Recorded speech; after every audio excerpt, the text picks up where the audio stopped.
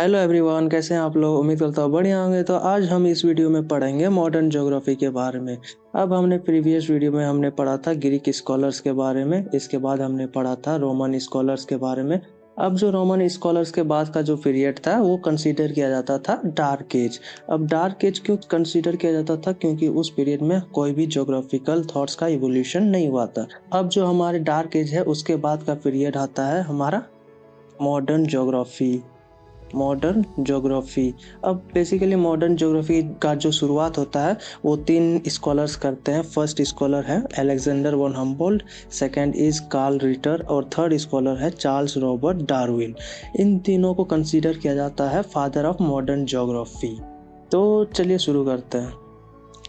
जो period Alexander von Humboldt का था और कार्ल रिटर का था, उस पीरियड को basically classical period of geography कहा जाता था, क्योंकि इसमें बहुत सारे इमेंस कंट्रीब्यूशन दिए थे इन सारे ज्योग्राफर्स ने। तो बेसिकली आज हम सबसे पहले पढ़ेंगे अलेक्जेंडर वॉन हम्बोल्ट के बारे में। तो ये एक एरिस्टोक्रेट फैमिली से बिलोंग करते थे, प्रूसिया में रहते थे। इनकी जो पिता थे वो जब ये 10 साल के थे तभी उनका डेथ हो गया था, और जब ये 27 साल की उम्र के थे तब उनकी माता भी चल बसी। तो इनका कंट्रीब्यूशन देखते थे। हम्बोल्ट हैड अब इनका जो कंट्रीब्यूशन है, उनका ये कंट्रीब्यूशन है कि ये इनका जो ऑब्जर्वेशन है बहुत शार्प था, और ये फील्ड वर्क के जरिए अपना कंट्रीब्यूशन देते थे। बेसिकली यहाँ पे ये कहा जा रहा है कि ये इंडक्टिव मेथड को सपोर्ट करते थे। इन 1798 Humboldt along with French botanist Bonpland reached Madrid Spain. अब देखो 1798 में हम्बोल्ट ने एक यात्रा की। किसके साथ यात्रा की थी? French botanist Bonpland. अब कहाँ तक यात्रा की थी? मैड्रिड तक, स्पेन जो जहाँ पे है। On his way to Madrid, he made easily observation to temperatures and altitudes। अब किसका वहाँ पे ऑब्जर्वेशन किया गया था? टेम्परेचर्स और एल्टीट्यूड्स के बारे में।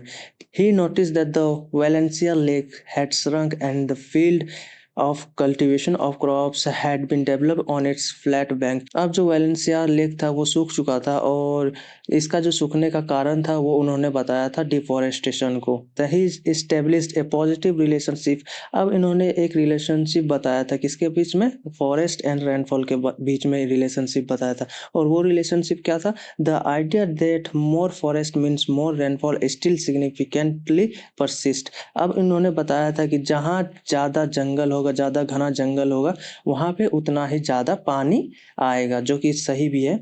इन 1799 for the expedition to Latin America, Latin America basically South America को कंसिडर किया जाता था। They got supported by the ruler of Spain. अब इन्होंने यात्रा शुरू की। कहाँ की यात्रा? लैटिन अमेरिका, साउथ अमेरिका की यात्रा शुरू की। और उनको कौन सपोर्ट किया? स्पेन के राजा ने। On the coast of Peru. अब देखो पेरू के कोस्ट में एक इन्होंने करंट के बारे में बताया था। फेमस करंट है हम्बोल्ट करंट। इनको इन्होंने ही इसका नामकरण किया था, इनके ऊपर ही इसका नाम पड़ा है हम्बोल्ट करंट। पेरू करंट भी कहा जाता है। इन्होंने फर्स्ट टाइम किसी भी करंट के बारे में बताया था। अब देखो, he wrote his experiences and observation in 30 volumes in French. 30 volume में इन्होंने लिखा है। अब इन्होंने एक कॉन्सेप्ट भी दिया था, द कॉन्सेप्ट ऑफ कॉन्टिनेंटलिटी। अब ये कॉन्सेप्ट क्या कहता है, चलिए देखते हैं।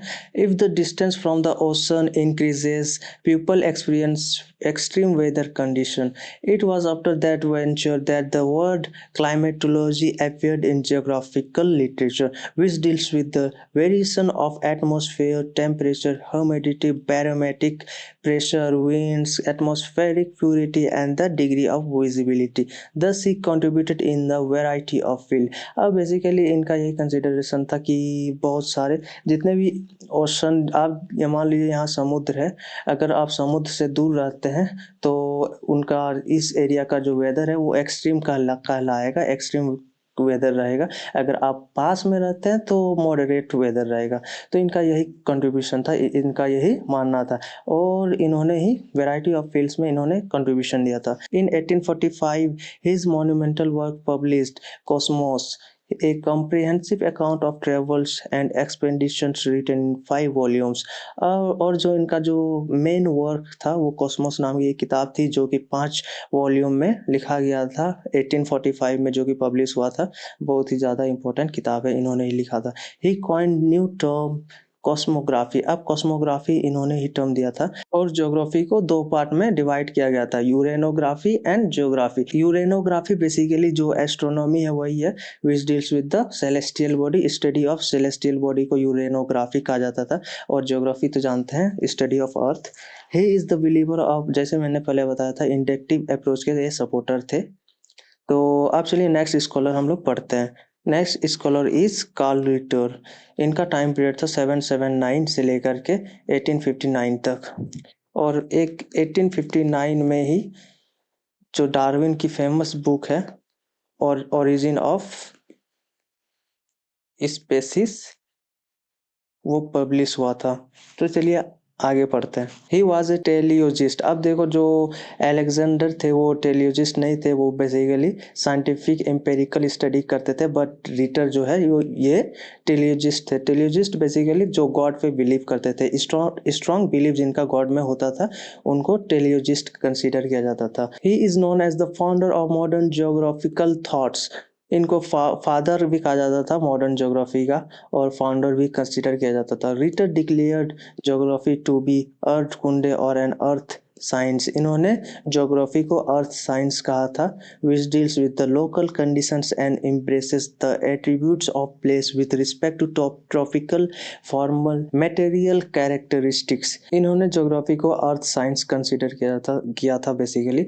He opined that we must ask the earth itself for its law. इनका स्टेटमेंट था we must ask the earth itself for its law. Ritter regarded the earth as a whole, as an organism and the continents as individuals. अब देखो जो Ritter का मानना था कि जो अर्थ है वो एक ऑर्गेनिज्म है और जो कॉन्टिनेंट्स है वो एक बेसिकली इंडिविजुअल्स है। His major work was comparative geography. और ये जो कंपैरेटिव ज्योग्राफी है ये 19 वॉल्यूम में पब्लिश हुआ था। और जो 19 वॉल्यूम का जो फर्स्ट वॉल्यूम है वो फर्स्ट वॉल्यूम का नाम था डाई अर्धकुंडे। डाई अर्धकुंडे, ये रहा डाई अर्धकुंडे, फर्स्ट वॉल्यूम का नाम था। इन्होंने एक कॉन्सेप्ट भी डेवलप किया था, concept of unity in diversity. देखिए बेसिकली इसमें इस कॉन्सेप्ट में होता था एक रीजन होता था और उस रीजन के डिफरेंट एस्पेक्ट्स को एक यूनिट में लाके स्टडी किया जाता था। बेसिकली रीजनल ज्योग्राफी का ये पार्ट था, regional study, regional type of study किया जाता था। Ritter consider the earth as the home of man. इनका मानना था जो अर्थ है वो आदमी का घर है, as the home of man.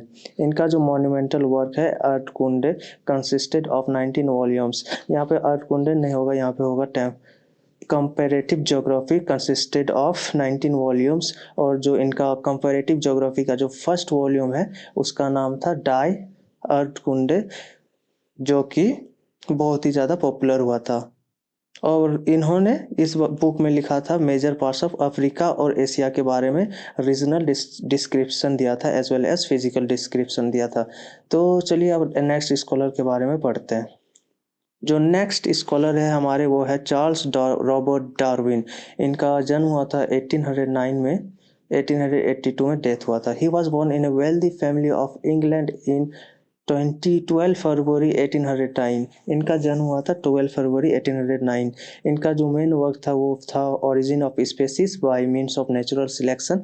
और सेकेंड बुक का जो नाम था वो descent of man and selection in the relation to sex. इनका जो थ्योरी था इवोल्यूशन ऑफ स्पेसीज वो माल्थस एक जोग्राफर थे उनसे इंस्पायर्ड था। तो बेसिकली उस इवोल्यूशन ऑफ स्पेसीज में कहा गया था जो होमोसेपियंस है they are simply another form of animals. Homo sapiens जो कि हमारे पूर्वज थे वो एक एनिमल थे।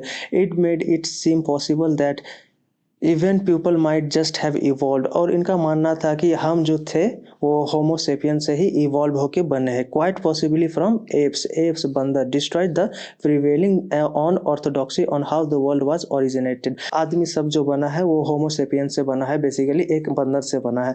और जो इस थॉट्स को था जो चर्च वहाँ के थे ये इस थॉट्स को मना कर देते हैं, इसीलिए इनका क्रिटिसिज्म भी बहुत हुआ था। किसके द्वारा क्रिटिसिज्म हुआ था? बहुत सारे चर्चों के द्वारा। His another major work was variations in animals plants under domestication। इनका और एक मेजर वर्क था। After few years later similar theory was stimulated put forward bye Alfred Russell Wallace. अब इनके बाद जो सिमिलर थ्योरी था वो अल्फ्रेड रसल वॉलेस ने दिया था। डार्विन ने rejected teleological approach of Ritter को रिजेक्ट किया था, वो जो गॉड पे ज़्यादा बिलीव करते थे उसको नहीं माना था। इन्होंने इम्पेरिकल स्टडी को ज़्यादा फोकस किया था। इम्पेरिकल स्टडी मतलब साइंटिफिक स्टडी जो कि गॉड पे बिलीव नहीं करते। तो बस आज का वीडियो में बस इतना ही। अगर आपने ग्रीक स्कॉलर, रोमन स्कॉलर, अरब स्कॉलर के बारे में नहीं पढ़ा था, मेरा वो वीडियो नहीं देखा था, अब तो मैं डिस्क्रिप्शन में लिंक दे दूंगा और आई कार्ड में भी मैं लिंक दे दूंगा, वहां आप जाके चेक कर लेना। तो अगर आपको इस वीडियो से अगर आपको कोई हेल्प मिली तो जरूर से हमारे वीडियो को लाइक कीजिएगा, चैनल को सब्सक्राइब कीजिएगा। और अगर आपका कोई फ्रेंड है जो कि इस टॉपिक के बारे में जानना चाहता तो उसको आप शेयर कीजिए। तो चलिए with that said, tata bye bye, thank you for watching.